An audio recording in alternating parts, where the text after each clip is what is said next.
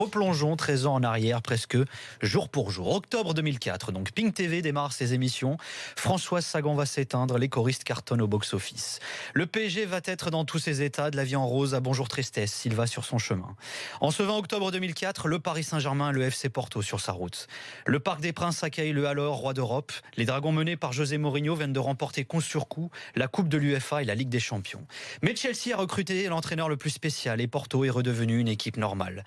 L'après-José est très compliqué. Le tenant du titre de la Champions se pointe à Paris après un 0-0 contre le CSKA Moscou et un coup de blues de son ex. Paris avait terminé l'exercice 2003-2004 à la deuxième place de Ligue 1, à 3 longueurs des intenables lyonnais. Mais ce réapprentissage de la C1 n'a rien de sympa. Le PSG reste sur 2 revers, dont un 3-0 au Parc face au Chelsea de Mourinho et de Drogba. L'Ivoirien, auteur d'un doublé, avait ponctué son merveilleux coup franc par une célébration verbale captée par les caméras. Allez l'OM. S'était-il emporté? Un éléphant, ça trompe énormément, mais Paris le sait, Drogba se plante rarement. Ce Paris Saint-Germain FC Porto, c'est Letizy face à Bahia, Yepes versus Georges Costa, Sana contre Pep, Mbami face à Maniche, Reynaldo face à Derlei. Et c'est surtout cette 30e minute. Stéphane Pichot déborde dans son couloir droit et envoie un centre à l'entrée de la surface. Charles-Édouard Corridon se glisse entre Georges Costa et Seitaridis. Le Martiniquais est trop avancé, il stoppe sa course. Sa jambe droite s'élève à hauteur de touffe et c'est du talon qu'il reprend le ballon. Un geste de ouf. Son tir rebondit sous le gant de Bahia et rase le montant de l'ancien portier du Barça. Sur ce coup-là, Charles-Édouard Corridon rime avec coup du scorpion, avec aile de pigeon. Une chose est sûre, ce soir-là, Charles-Édouard Corridon rime avec Ligue des Champions.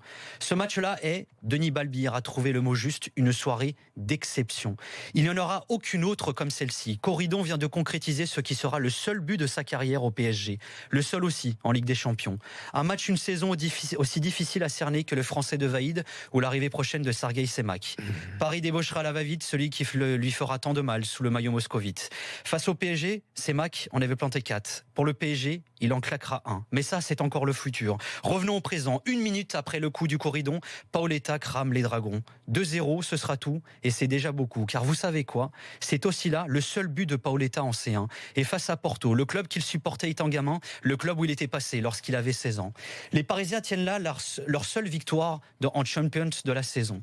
Dernier de leur groupe, ils devront attendre 8 ans avant de retrouver la piste aux étoiles. Car Paris va connaître ses années molles. Une 9e place en Ligue 1, des changements d'entraîneur à tout va, des transferts en veux-tu en voilà. Bientôt l'opération maintien. Charles-Édouard en pâtira et partira.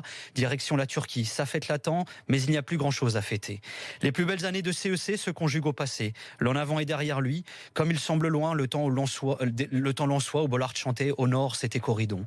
Mais comment oublier ce but, cette inspiration du Matinino? Comment oublier cette saison? Au bout, il y aura le miracle d'Istanbul mené par Rafa et Liverpool. Cette année-là, l'Europe bande raide. Le PSG finit dans le ventre mou, mais Corridon s'inscrit comme celui qui a inscrit l'un des buts les plus aphrodisiaques de l'histoire de la Champions. Coup du scorpion, aile de pigeon, peu importe la description, cette œuvre porte le nom de Charles-Édouard Corridon. Voilà. Vous vous souvenez de ce match, de ce but de Charles-Édouard Corridon face au FC Porto en Ligue des Champions? Moi, j'étais au stade ce soir-là. Voilà, j'y étais avec ma famille. Voilà, et j'avais notamment mon cousin par alliance, archi fan de Porto. Le mec, il est vénère, mon pote, il pleuvait en plus de ouf. Ma cousine n'avait jamais foutu les pieds dans un stade. Donc voilà, c'était assez. Voilà, pour la petite histoire, c'était assez marrant. C'est magique. C'est magique.